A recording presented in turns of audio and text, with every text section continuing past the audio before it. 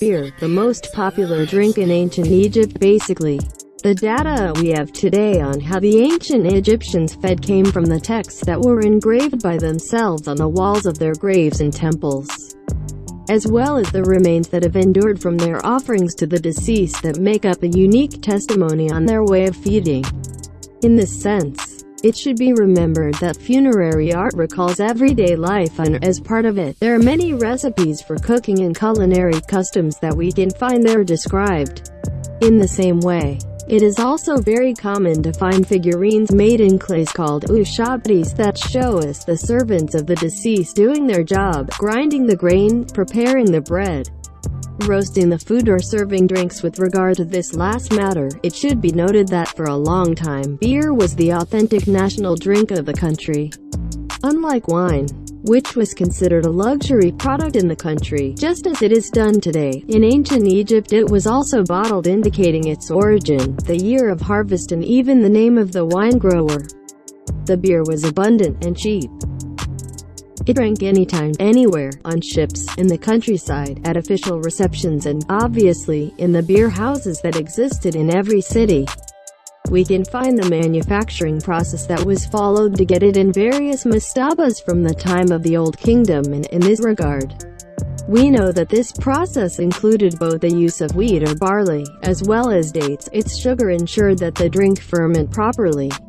Beer. Its importance in ancient Egypt. Beer through ancient Egyptian culture has always played an important role. During the reign of the pharaohs, this drink was considered a food and not an alcoholic beverage, as we currently conceive it.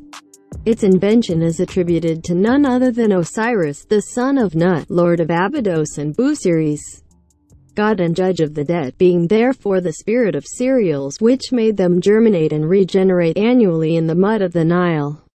Today you can see many documents that tell us about the different types and qualities of beer, the oldest being that of the Pyramid of Unis, of the V dynasty, that is, more than 4,500 years ago.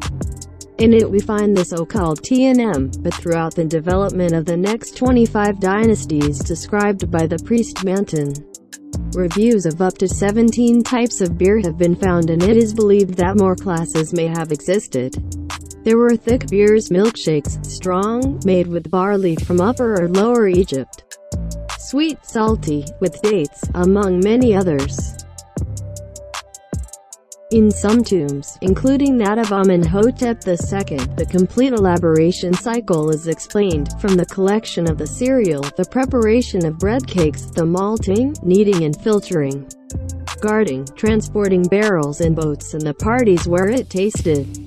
Contrary to what is generally believed, the main raw material was not barley but a kind of red wheat called spelt triticum dicocum that has 2 grains in each spikelet, originally, possibly from Palestine.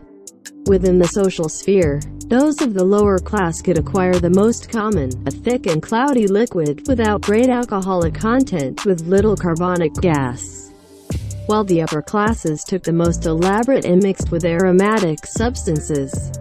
Of course, beer was not only purchased for personal consumption but also used in funeral offerings, where the deceased was usually promised breads that would not crumble and beer that would not sour.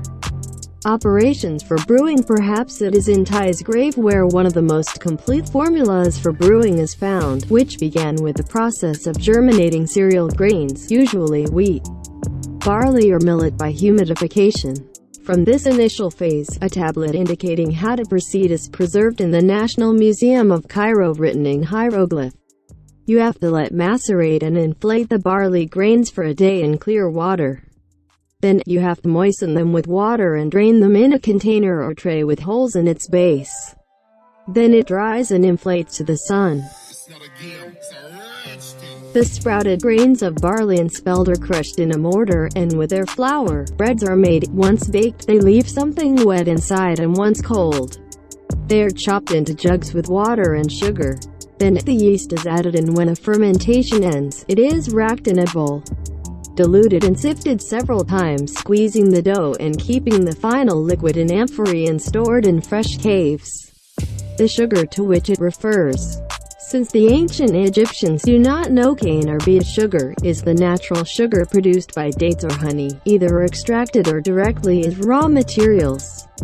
The rules of beer making were very strict and were governed very closely in each province of ancient Egypt by each monarch or prince, who in turn directly accounted for the administration of the pharaoh. Once elaborated, the jar was sealed with hooked clay to certify the quality and authenticity of the beer by means of a hieroglyphic inscription on the lid of the container, which was not touched until the operation of opening the jar, to avoid mixing. All of this is closely monitored by the strict rules of each brewer.